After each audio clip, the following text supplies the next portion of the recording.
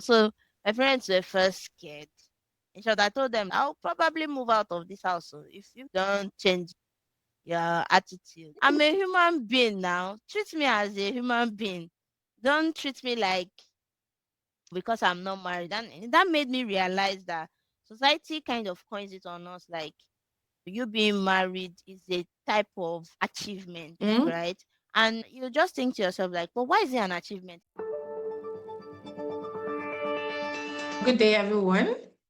I'm still your host, Mistura, and I welcome you to Behind the Scene of Energy. Today, I have with me an award-winning billing leader in one of the top companies in the world, a lady I admire so much, whose journey reminds us that failure is not final.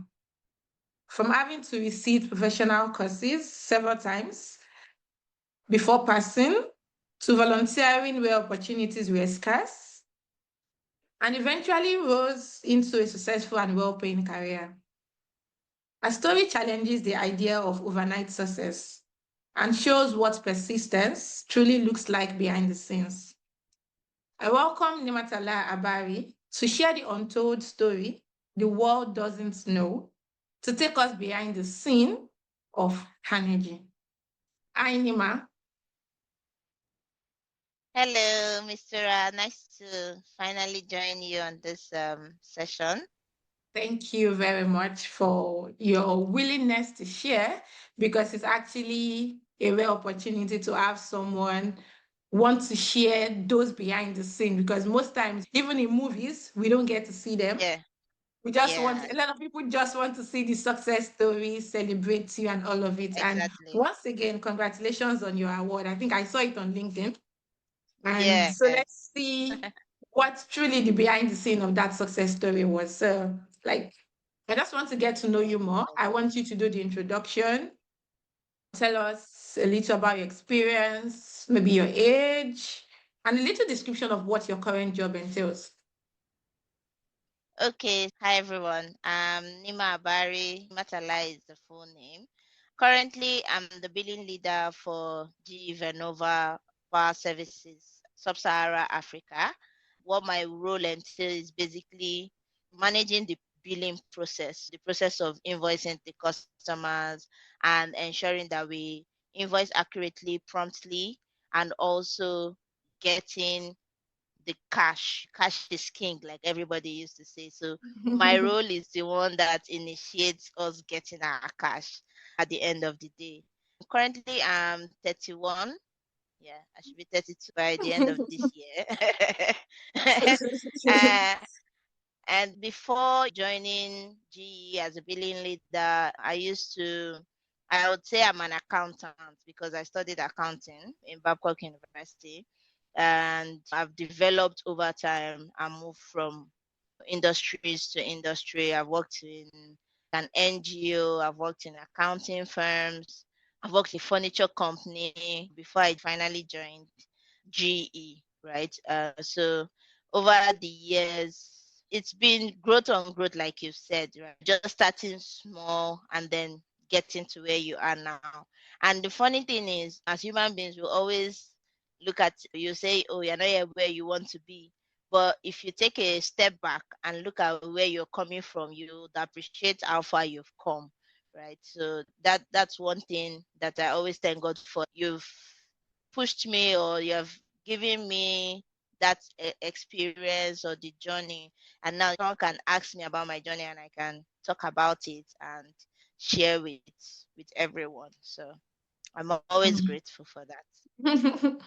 Thank you. Thank you. So, when I was doing the introduction, I mentioned you having to resit your ICAN exams before Yeah. passing. And I think you recently even mentioned like that you also wrote another professional exam and almost like the same thing.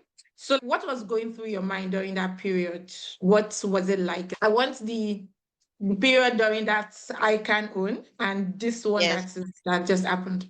that I'm currently having. So my ICANN, I think I've done ICANN now. I got my charter in 2017 or 2018. So I was doing it from 2015 because we did it with school. So basically, because of I went to Babcock University, ICAN was part of our course. So Okay. instead of us doing 4 years for accounting, like normal universities do, we do 5 years. And in the fifth year, you would attempt your ICAN exams. So you have the first, you don't necessarily have to pass, but you have to attempt before you can graduate. I did the first attempt and I passed. It's about 5 subjects altogether. So I passed the first, I passed two case study and one other course. And then I failed like three. So it was, and I think that would be basically my first major failure, I would say, because I've always been passing. When I was in primary school, I'm always like coming first, then when I go into university, at least I was doing well. I wasn't like below or anything. So at least I was standard like 2-1. I completed with 2-1. And year on year, it wasn't like I was failing or anything. I was having good grades. It was just surprising that, oh, why?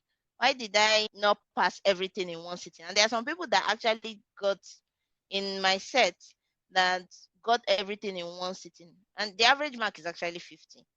Imagine everybody would just be like, once I get my 50, 50, 50, 50, I'm good. I don't want to get 90 something in this and then I get 40 something in that.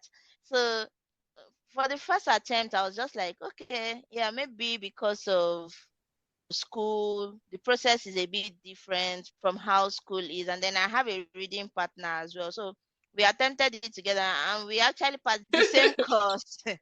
So it was like, okay, let's try again. And now we're out of school, right? We decided let's go for, Tutorial classes. tutorial centers. So we go Mm-hmm. to tutorial centers. Then we went to WISE, took all these weekend classes, taking more effort to do more and all. The second time again, I passed one. And then I think I no, I passed two or so. I think I passed one or two and failed like the other two. I was just like, So you had to resit. Sorry to cut you. You had to resit everything all over again. no, so ICANN is a bit easier. Whatever you pass, you've passed and it has gone. So you Okay. just receive the others that you have. Because even when you want to write the exam, you have the option to break your exam. So Oh, you can say, okay, okay. I want to register for only 2 papers, Yeah. 2 subjects, and I'll focus on those 2 subjects and read and pass. And I want to do more than this. So you can break your this if you attempt all 5 and you pass 2, it means remains 3. So you attempt the next 3. So what I did was, okay, attempt the next 3. And then I think I passed there was one course, taxation, that I really liked so much. And I didn't expect that I would even fail it in the first sitting. The one that I was even surprised that I passed was the hardest one, audit. And I was like, how can I pass this and fail this? So, okay, let's go again. And I did the second time. When I saw that I passed just one again, and I just told my mom, I don't think I want to continue. I want to even rest. Like, I want to rest. I don't want to read again. I'm tired. When you are reading for exams, it's like everything that you're doing is just for the exam. Like, you'll be Yes. reading, you'll be praying, all your prayer. You're not praying for good health, you're not praying for anything. You're just praying, let me pass my exam, let me pass my exam, let me pass my exam.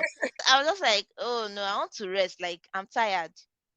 I want to rest.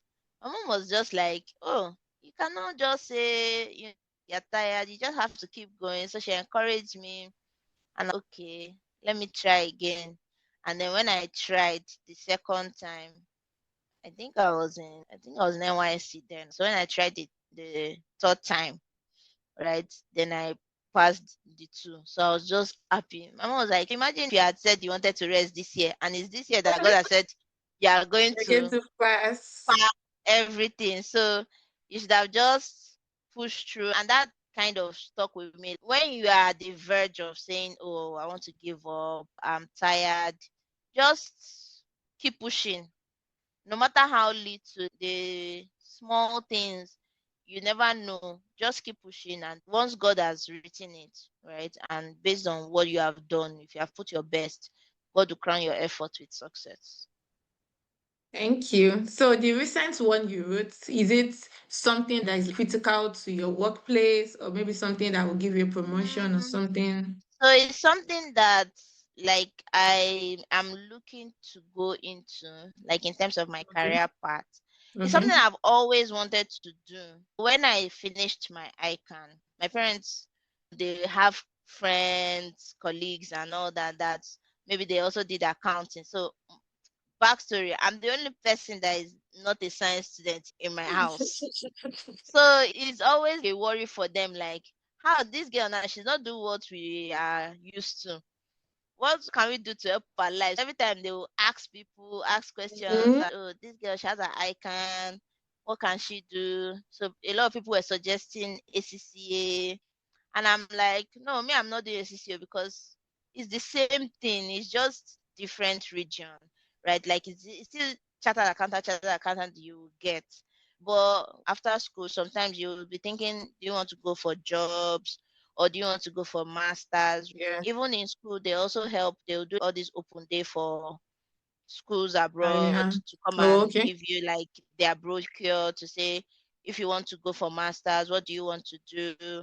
In one of those brochures, business management, I saw there was a course, just like in my school. Once you finish, you get ICAN if you pass or you attempt and start working on ICAN. So there was also another school that had like CFA. And I was like, what's CFA? And I went to check on it to look at it. But the money was in pounds then. Very expensive. Oh. I cannot sponsor this one yet. And I just had it at the back of my mind that, okay, with time, I'll do CFA. I'll attempt it one of these days. So when I started working with GE, I saw one person, like I met a colleague at work who was reading. Like I was passing by and I saw his this. I'm like, you're reading for exam. What exam is this? It was like CFA. I was like, oh, I actually wanted to write CFA. It's just that the money is a lot and oh. And it was like they have a CFA society that gives scholarship. So I applied for the scholarship for that first year. The guy sent me the link. I even subscribed for a virtual class to read. But I think because it's been a while since I read, right? I did not realize that I did not remember my strengths, basically. That's what I would say. So I wasn't reading well. And coupled with work, unlike when I was doing ICAN, I wasn't really working, I was doing NYSC. So I could stop work or leave. How many work are they giving you in NYSC to do then? And I was serving in Ocean State. I was serving in the Okay. ministry. So there was really not much work. So you had a lot of freedom to study. But when you're mixing exam with work, you instead of Yes. it to have time to read, you'd be, Have to juggle everything doing together. some other work. Before you know it, there's no more time for you to read.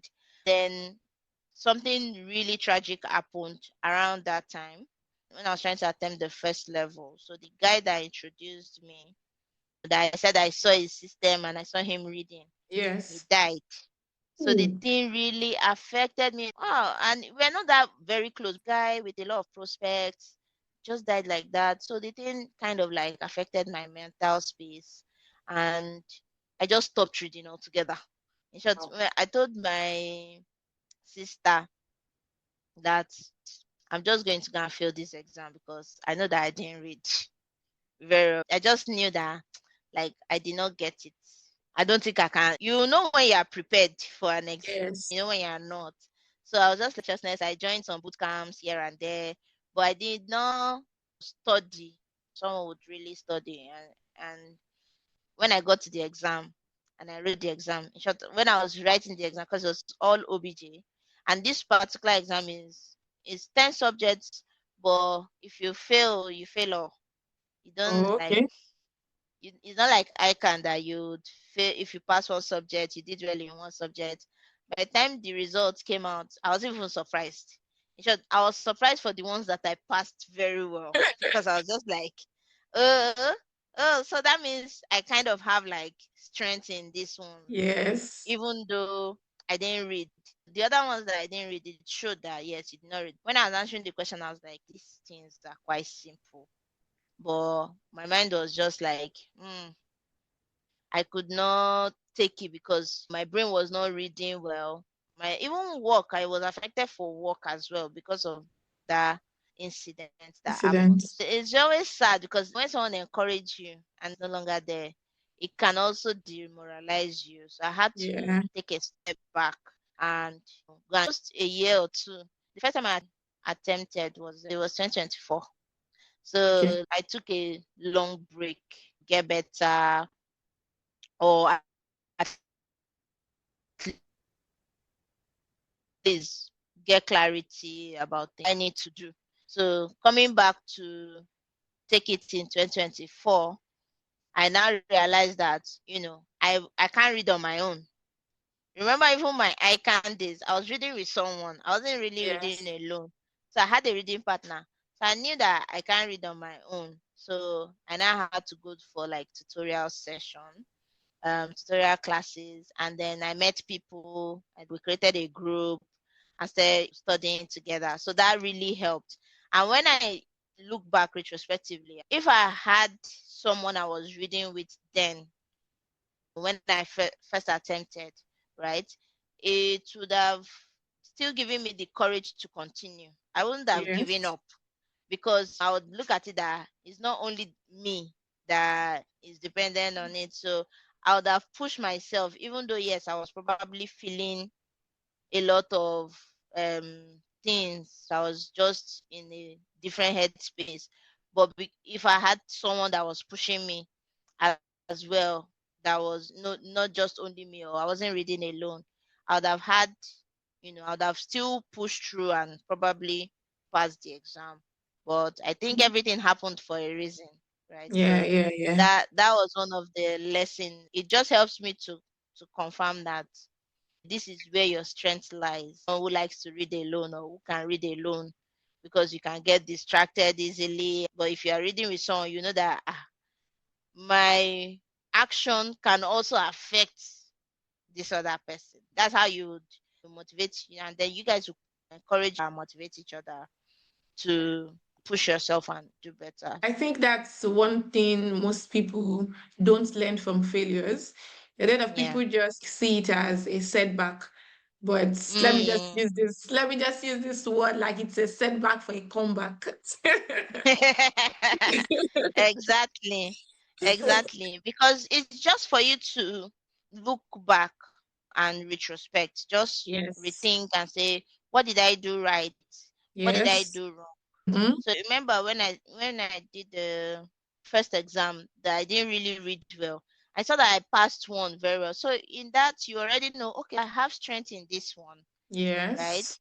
And Yes. then means that naturally I kind of have some good ideas about this, even though Yes. I didn't read. By the time you read it, it just helps you to solidify what you know or what you feel like should be the right answer. Now you get more understanding. And that's what helped. When you go to class, they will even help you break it down a Yes. bit Yes. and you'll be able to understand, okay, this is I was struggling with that I don't think I can read this thing again. It's not entering and all of those things. So those are what other things to do apart from reading. So like, you need to solve more questions. You need to do this. Even during ICAN, we after you've done classes for the second attempt, so the third time we didn't have time to go for classes again. What we just did was use that note, review it, and then do more questions. So we did more past questions, and that really helped because at least you'd see familiar questions or questions that are a bit similar to what you have worked on before. Yeah. So it's just Okay. an opportunity for you to do better, Yeah. basically. Yeah. Yeah. So before getting to work with GE, like G is Yeah. one big company that everybody is like. So before working with GE, you Yes. volunteered and worked with in some places where, okay, maybe not so much paying or the likes Yeah. like that. So did you ever feel like you were below the standard of your peers compared to school? You Mm. went to Babcock. How did you feel and what helped you within that space if you ever felt anyhow? So like I didn't really feel, some type of way like that, because I think one thing that helps is to have like an idea. So I feel like for me, my view was a bit, before I joined GE, right? Or before I started growing in my business, my view was like small.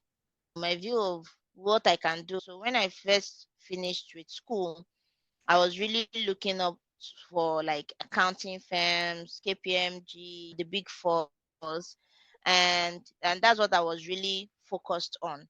I'm an accountant. There are other industries that is not just about accounting firms, right? Yeah. So when I started, I was applying to like a lot of accounting firms, just little industry roles, and going for interviews left and right, and I wasn't really getting anything. And I was just like, okay, let's just keep pushing. I did internships during school holidays and all that. I did one internship in one accounting firm that somebody knew somebody and was like, oh, this one has an accounting firm. It wasn't as big as the big fours. So I did internship there. And I also did internship like in Honeywell, flour mills. So those are the areas where I was like looking for. But when I wasn't getting, I was just feeling like down naturally. But I wasn't necessarily looking at, oh, this is where other people are, because my view was a bit, small.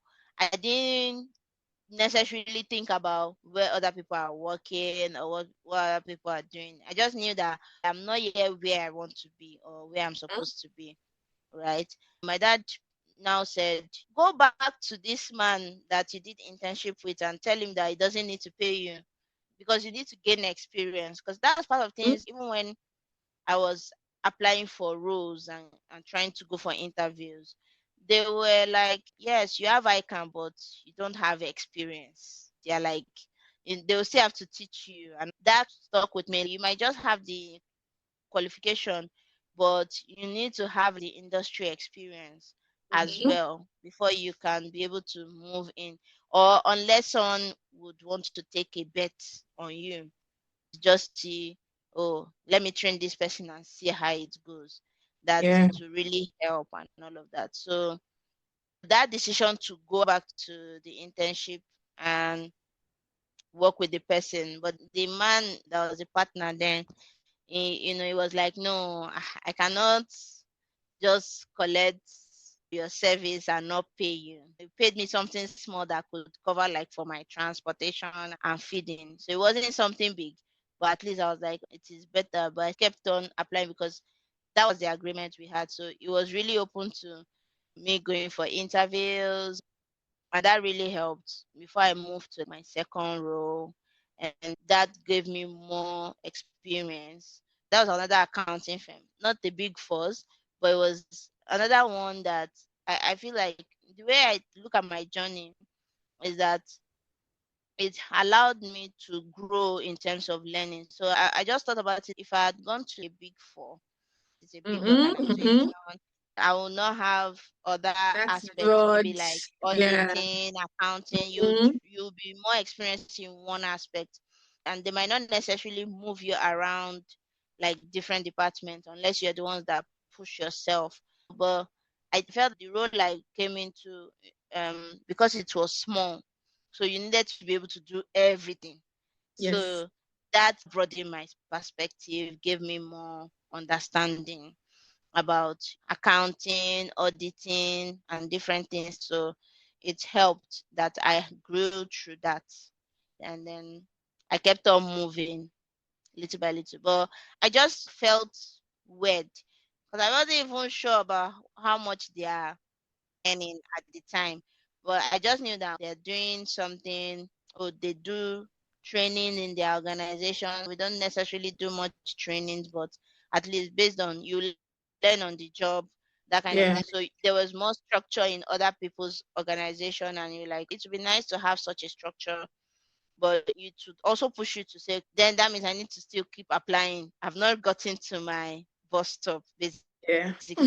You look at it when even your colleagues move, you see, okay, so you can even move to this type of organization. Okay, let's Mhm. look for opportunities there. So it gives you idea as well on how to grow in your career. The second place where I worked was in Ikorodu. And Ikorodu is really far from normal civilization. A lot of people look up to going to like VI, the VI. island, to go and work, right? And because that's where like a lot of big organizations are. Yes. There was one day I met a friend at the bus stop. The person was coming to his parents live around there, and I was leaving from work. So we met at the bus stop. I was like, "Oh, what are you doing here?" And it's like, "Oh, he's going home. Like he's going to meet his parents." And me, I was like, "Oh, I'm going home too, but like I'm coming from Coming work." from And he's like, "Ah, why are you working here? Nobody works in Ikorodu. Why would why would you walk around here?" So it also triggered something. Is that an issue? Like at the time, I was just like, no, well, it's good for experience. I'm trying to build experience. And me, I left my parents. There's nothing here. When you have lived here all your life, and there's really nothing here, and you have gone to get greener pastures, and then you see someone that is working them. Why are you coming here to come about working? So that means I need to push myself and do more. So I think one thing that I would say is I never stopped. Even when I tried to do my best there, I still kept on because I knew that okay, I'm not yet in my where final you bus want stop, to like I be. always say. Yeah. Yes, I just ensure that you keep moving, you keep going. Hmm. Keep moving, keep going. Okay, Yes. so I want to go into you being career focused because looking at Yeah. what you just talked about, you knew you were not there. You knew you had to keep Mm-hmm. going. Looking at the fact that you're trying to grow in your career, have you ever felt this kind of societal pressure to balance success with marriage? Do you think being single gave you some certain leverages, like because you're not married, you are able to grow at this rate in your career? You know, I mentioned during the introduction that you even recently Yeah. got an award. Was there any pressure around that? There was pressure from home to get married, and at first you'd be thinking about it that oh, you need to get married, and because that's what the society is looking at. But I was like, for me to get married, have to reach somewhere. I cannot just enter anyhow. And when I was younger, you have that Disney fairy tale idea of how your Mhm. wedding wants to be like. Yeah, And the then you meals think and about it, boom okay, kind of can I even thing. achieve my fairy tale wedding? You'll be thinking about it because everybody knew that okay, you're not yet where you are supposed to be. Or okay, you need to at least make money. There was pressure, but it was subtle at some point. I think it's when I started working or when I was moving up. You're not necessarily pushing to go to another organization. You're not necessarily applying for more at some point. That's when you would be able to listen to other people when they are talking. But when you are looking to be better, you might block out other ideas. So I didn't really let it get to me in terms of thinking if me being single, I don't, so it depends on who you end up being with, right? If you're married and you have a partner that is quite supportive, I think they would also push your career growth. And it's all about knowing yourself.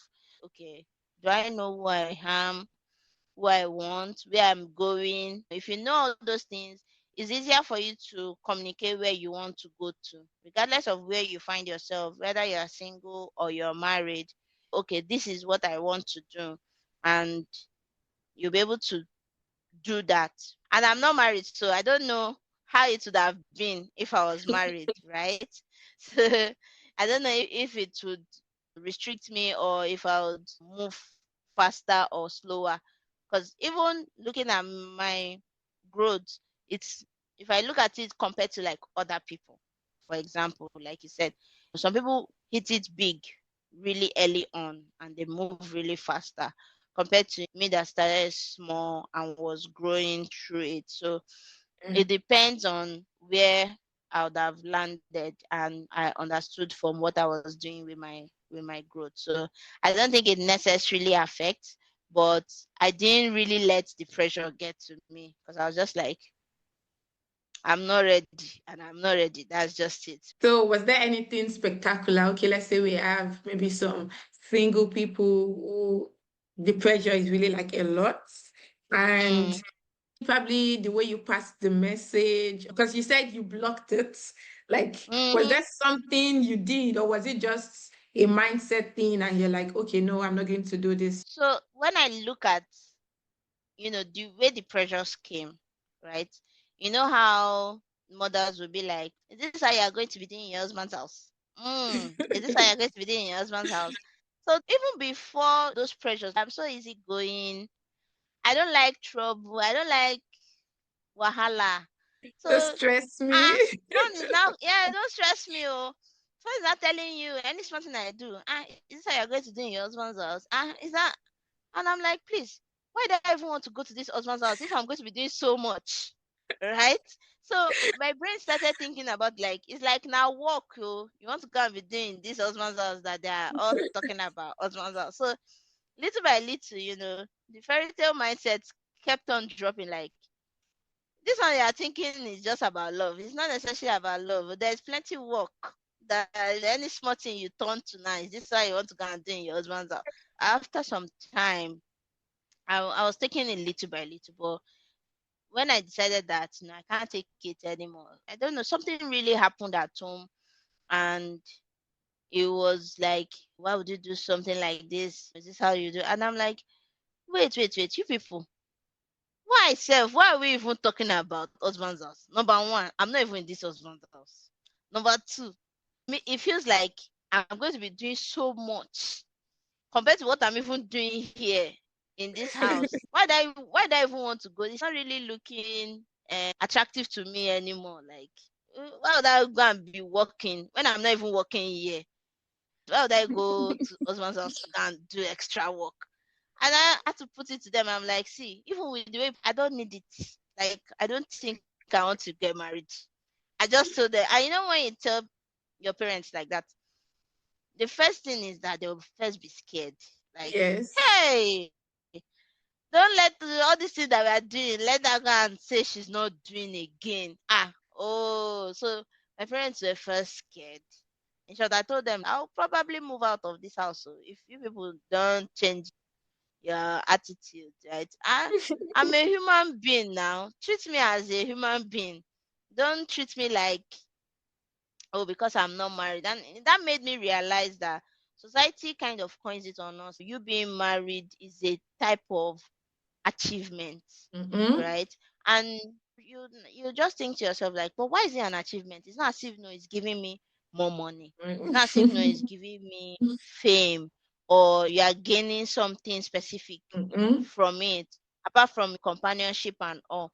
But like, I just thought about it like, I'm not seeing it as an achievement or a goal. It's not like a career that you can say, oh, I want to pass my exam and I know this is what I need to do to pass my exam. And then you keep trying to do that. It's not like that. Most of it is luck and God's grace, right? And put into. So I had to tell them, like, you people, this is my stance. If people mention it again, this house, if I hear anything like this, I kind of basically threatened them. So they were really Okay. scared. So I think Yeah. that really helped me. But I just had to think through it, and like, I need you guys to see me for me and not see me that, oh, I'm not complete because I don't have children. Mm, Look at mm, every other thing mm. I do in this house, Mm-hmm. right? Like every other thing that I do as a child, as a daughter, there are so many other things I do that is not related. So because I'm not interested in doing chores, for example, you feel like there's a problem because it means that you're not marriage material. Mm. And so I'm like, there are so many other things that I do that helps everybody's life in the Yeah. house that I still contribute. But it's not in line with what you people see that a lady should contribute. So you feel like Yeah. it's still not complete. Okay. So I was like, don't look at me like that. Just look at me like this is my child, this is my daughter. Is she doing well for me? Yes. Is she Mm-hmm. doing well in her life as a Mm-hmm. person? Is she enjoying her life? Is she happy? Okay, she's Mm-hmm. happy and she's enjoying her life. She's fine. There's nothing wrong with her. So I had to change their mindset to say, Yeah. nothing is wrong with me. Just take me as I am and see me like, yeah, there is no issues, right? So that's what I was able to Mm. like try and change their mind. Even though, yeah, it might have not worked because after some time, it's like they took a break and then came And back. it came back. But the thing is that the way they came back, they were more careful, right? So it Yeah, wasn't yeah. necessarily about, they knew that, okay, this person, you cannot use these tactics for her. She'll just look at you and be like, anyway, I just know that that's what you guys are. So they're very more careful. And I think what they did, especially my mom, was like, when she said it, she would be gisting her sister and be like, ha, I just said I will just be praying to God. I will not mention it. She called her sister. Don't mention it in front of her again. No, just be praying for her. God will do what is best and all of that. So I'm like, it's good like that.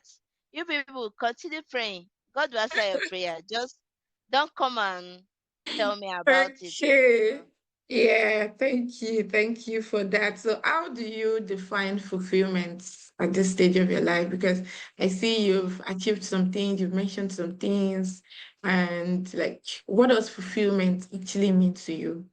so I would always say something to myself, whenever I'm trying to do something, is that does it make me happy or Hmm. am I happy?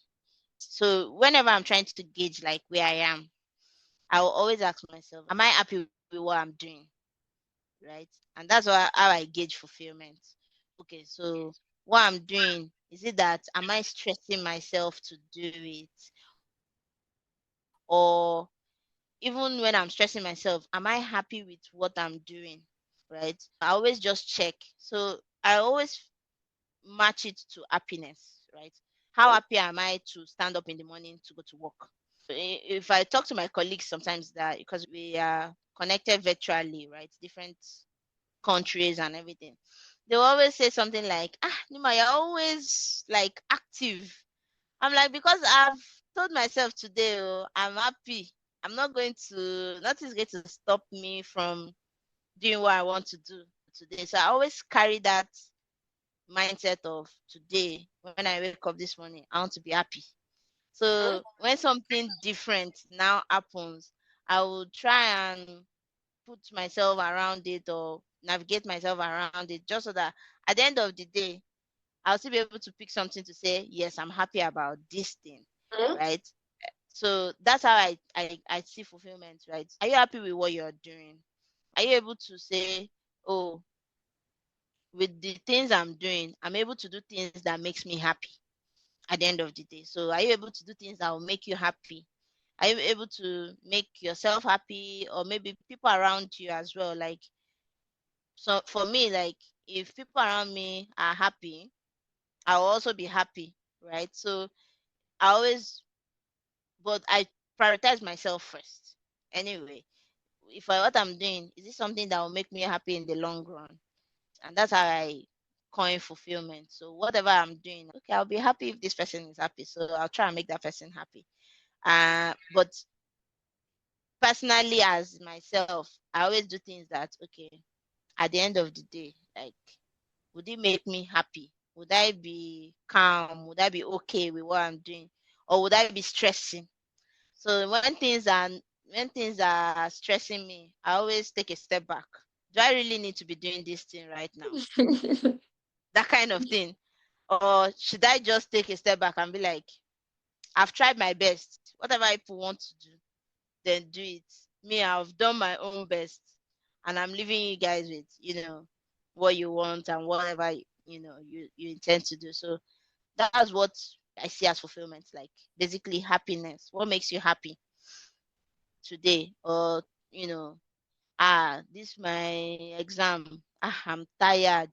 But when I think about, oh, if I finish the exam and I do well, this is what I'll get to. You just be like, okay, let's continue. Let's continue. We are trying to, yeah, this is where we are going to. And this is one thing that my dad has taught me. There's this the what's that thing? The 7 Habits of Highly Effective People. The first rule in that book, even though I never read the book, but my dad read it and it together. He always reviews it with us. It's like begin with an end in mind. So what's Mhm. the end, right? What do you intend to achieve at the end of this thing? And so whenever I wake up in a day, like my end is to be happy. And how am I happy? Maybe I'm successful. I'm able to get the things I want when I want them. I'm able to do something for someone that makes them happy. Mhm. I'm able to please my God, right? I know that what I'm doing at the end of the day, I'll go into Aljanna if I die. So whenever I wake up, okay, what I'm doing, is it going to take me to where I want to go? Then I will do it. So every time I always just try to begin with an end in mind. So I don't wake up grumpy. I'm tired. I can wake up tired, but when I know that I need to do something, I just go ahead and do it because that takes me to what I want to achieve or what will make me better or what will continue to make me happy. If you make money, you'll be happy. So you always go into it with that mindset of, yeah, I just want to be happy at the end of it all. Okay, so now we're coming to the end. I just want to see if I can pick on the major highlights I have learned, and I believe people would also be able Okay. to pick from this. So I think I will start from the back. Yeah. I love maybe I'm also going to pick up that book to read. I love the fact that Yeah. when you have an end in mind, it's more like Yes. you know what you want to achieve, and that is what Mm-hmm. is pushing you to get there. So also from your story, I see you have support systems. You have Yeah. people looking out for you, checking in. Okay, are you doing this? What is this you want to do? I like Mm. when you mentioned the fact that you were the only accounting student in your accounting background in your home. Non And science. oh yeah, not science. Yeah, sorry. So like, and they were still looking out for Yes. how to do this, checking in for you, and that's one Mm. thing support system actually does. And in terms Yeah. of your career, you you looked out, like you look beyond the norm. Mm. You were initially, you said you were looking at the core accounting firm, and I think Yeah. that had to do with like mindset in a bit. Then Yes. you kind of got exposed to those things, and I like the fact where you said that's your friend, the Ikorodu story. Mm. I like that. So those are things, and the fact that despite setbacks, what will come as failures, and you didn't Yeah. stop pushing, you actually still like forged ahead and all. I think I would like to end with getting an advice from you for myself and for any Yeah. other person, because we've gone through the behind the scenes of what people do not see. When you joined this session, he said you don't wake up grumpy, like you were all smiling. He said you had a Yeah. meeting earlier and you are still smiling. You have a very beautiful smile, by the way. So Thank you. it just shows the fact that you are living what you say. It's not just about Yeah. saying it or some motivational thing. So I want you to like give more like maybe a reflection or advice in a few minutes for someone who has actually been seeing failure. You know, like we go on LinkedIn today, you see someone tell Yeah. you, I applied to 500 companies, or I've done Mm-hmm. this, I've done all of those things, like failures, setbacks. And it actually makes some people actually draw back because it's not Yes. easy. It's not No. easy. The resilience is different for everybody. It's Mm. different for Yes. everybody. So, Yes. like, what advice do you have to people maybe in low paying jobs for now, but still have that Mm. the aim to get something real big, someone that either failed exams or even people also, someone might just see you and all of a sudden, boom, you got that Mm. overnight success. Like, how? What are those things? What's your reflection? What's that advice? Like that overnight success, is it a thing? Is it something that just Mm. happens, or you feel So the advice I would give anyone, like we've just been saying over time, is that don't stop. Mm-hmm. So I think that one really helped me. Don't stop, don't give up, just keep pushing, right? Just make sure that you're moving, even if it's slow. It might seem slow to you, but you don't know the effect it's having at the end of the day. So you see, like my second role, like I told you, the next accounting firm I went to, it's not a big accounting firm, but it helped me to get more experience around different things that maybe if I had started big, I might have not gotten as much, Mm-hmm. experience, even though it would help you. So the thing I would say is just keep pushing, keep moving, don't stop. So there's this quote that I recently came across. Apart from beginning with an end in mind, what do you want to achieve? And one thing about having an end in mind is that it doesn't have to be like different end. Like it doesn't have to be one goal to say, oh, this is my one goal, and if I don't make it, for every stage you are, there's a different end. So you can always Mm-hmm. look at it and say, okay, this thing I'm doing now, what do I want to achieve? Okay, I want to achieve this. You try and push, then you come across another idea or like a new situation or a new thing. So my end can actually change. I think I want to focus on this. So it doesn't Okay. keep you. So you saying beginning with an end in mind doesn't make you static Yeah. in every aspect that you have, like every aspect of your life, because you are not just one person. There's this quote I saw recently, like you are a sum of parts. So you Some. have different parts, right? Like, okay, I have me as Nima as a career person. I have Mm-hmm. Nima as a daughter. I have Yeah. Nima as a sister. And Mm-hmm. maybe in the future I'll have Nima as a wife, as a colleague at work, or Yeah. Nima as a friend. So you have different Nimas, but you had all of them in one. So in Mm. that difference, you would also have like, what do you want to achieve as Nima as a friend? What do you Mm-hmm. want to achieve as Nima as a career person? What do you want to achieve as Nima as a human being? What do you want to achieve as Nima as someone that was created by God, as a Muslim? So different things like that. So your end doesn't have to be static. So when you are moving, you come across new ideas, new experiences. You don't block it out because you say, oh, I'm going for this. It was based on the information you had at that particular time that you say you want to move towards this. So by the time you got more information, you'll be able to say, I want to move towards this. So now you have another end. So what it means is that you keep moving, Mm-hmm. right? You are not static, or you are not in one place to say, no, it's either this or nothing. Because you never know. Maybe your strength is in this other thing, but because you've not explored it, you're not able to figure it out that that's your Yes. strength. Then there's this quote my manager said, because it's something I'm still working on as a person, is perfection is the enemy of good. Yeah, if you think about it, perfection is the enemy of good. In your quest of saying, I want to get this like to the T, you lose the steps. Mm. So instead of you to just push something out and, okay, I want to do something. Maybe I want to start a business, but I want my business, my picture should be perfect. My this thing Perfect. should be this. You don't need to. You just need to, where you are now, push something out. Do Yeah. something now, and that's good enough.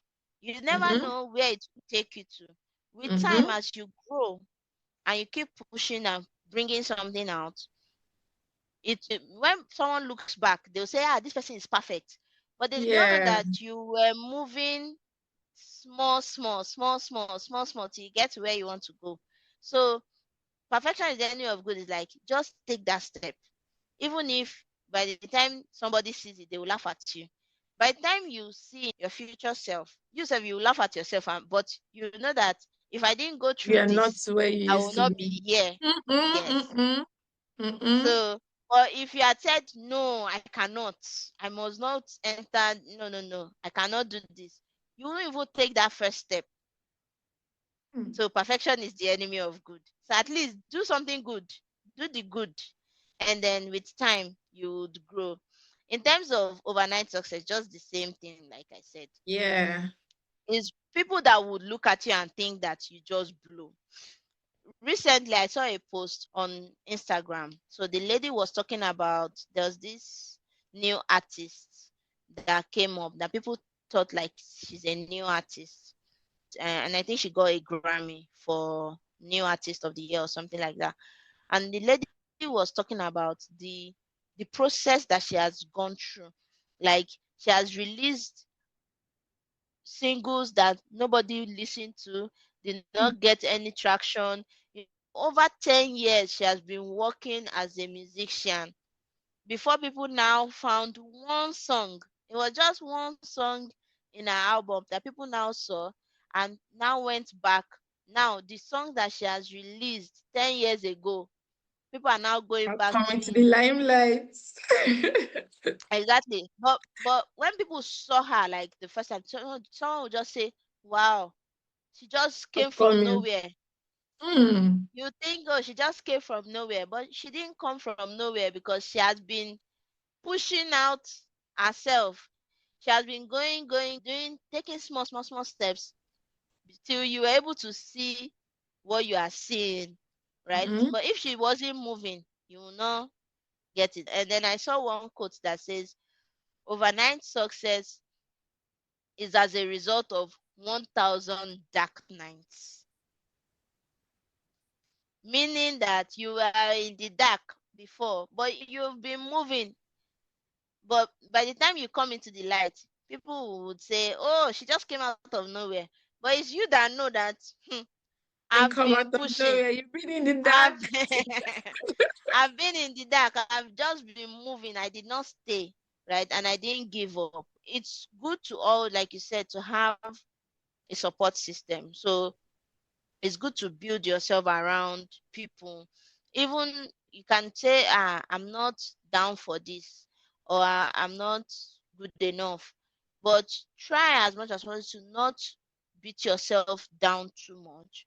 Just ensure that you put yourself among people that maybe are even better than you. Don't shy away from the fact that, oh, you might be looking at someone and say, oh, this person is better than me. By the time you get to know the person, you'll be like, this person too is struggling, no, right? But the idea is put yourself around people that can help you. You might not necessarily be meeting people just because they can help you. With the way you interact, you see the person, oh, I like how this person is doing. I want to be close to this person. You try and be close to the person. You also see that in some other areas of their life, it's you that from where you were looking at from outside, you see that they were better. But Yeah. they might have been looking at you and be saying that you are even better. So it's just it's just perspective. Which side are Yeah. you looking at from? So you can also, if you don't have supportive family, or just wherever you find yourself, try and make friends. Try and have people that can encourage you, that you can talk to, so that when you are going through stuff, you don't necessarily have to go through it alone. Mm-hmm. You talk about it, you get someone that would encourage you, and yourself, you encourage yourself. But it's always Mm-hmm. good to have someone that you can confide in, or that can encourage you to do better. So that's like the advice I would say. Perfection is the enemy of good. Then begin with an end in mind. So Yeah. always make sure that you are moving. You are moving. You're not static. I had that tendency of being static, to say, no, I cannot collect this type of money. Like you said, when you were saying in the first question, where you asked, like, well, not the first question, I think maybe the third question, when you asked about how I saw other people, like, did I look at other? I didn't necessarily look at, but there are some people that will be like, no, I went to a private school. My salary should be starting from this level. It's Yeah. either this level or nothing. Yes, Or you have a goal nothing. that your salary should be this level, but don't keep yourself in that bubble. you can still start and start small. Your salary can be small, and with time, it will get better. The thing is that you don't just stop and don't get comfortable. I've had Mm. situations where I've gotten comfortable with where I was, and even though to me, I might be looking at it that I've gotten comfortable. To other people, they might think about it like, no, she was moving, no. But you were thinking to yourself like, I shouldn't have stayed long in this place. I should have moved more. Like every time you always say to yourself, this is not my bus stop. This is just a detour. I'm just taking a step. And it's always okay to take a step back, because it's when you take a step back that you'd reflect. You'll be able to look at, what did I do right? What did I do wrong? So those are some of the things that, it's a so many things in one, but it's just like, you can just take what you can do for now and push with it, and with time it will get better. Thank you very much. Thank you very much, Nima. I really, really appreciate you coming on this platform to share the behind the scenes of what people do not see, the struggles, the journey. Like this conversation actually made me think of when I had the idea of this platform in mind. It was more like, am I doing it right? Do I have the necessary facilities? Do I do this and do that? And I spoke to a mentor of mine, and Mm-hmm. she just said, people need to hear the stories. Mm-hmm. A lot Yeah. of people need this help. People see the picture perfect. And Mm-hmm. if you keep thinking of when you want to start, is it that someone else starts before you? Yeah, obviously there'll be people doing something like this, or Yes. you don't even get to do it and it just dies with you. And I was like, Yes. okay. So you just have to start it. And to end with the quote, you said always have an end in mind. But Yeah. unfortunately, we have come to the end of this session. And I would say I learned a lot. Thank you once again for taking us behind the scenes of your success Thank story. you. It's a pleasure hearing from you, and I believe everybody has one or two things to pick from this session. Thank Thank you. you so Thank much. you. All Bye. right.